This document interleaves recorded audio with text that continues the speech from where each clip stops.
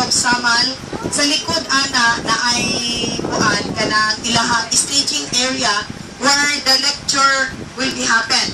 But if you are coming from Santa Ana Wharf by boat, kanang nakita ninyo nga gamay nga structure, that's the place where they can have the lecture, because before you can see the giant clouds, they will be having a briefing, because naa sila, asa lang sila moagi, no? Like the tour guide, magsunod mo sa iya nga dito lang sila mangagi, because that's the vacant place for you to swim and see the clouds. There are about 3,500 clubs in that area. Yeah, nakakaya na sila.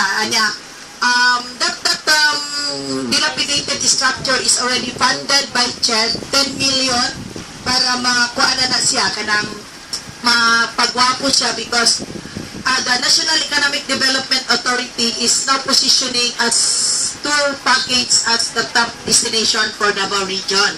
So they are now already on the designing of the structure, and in fact they already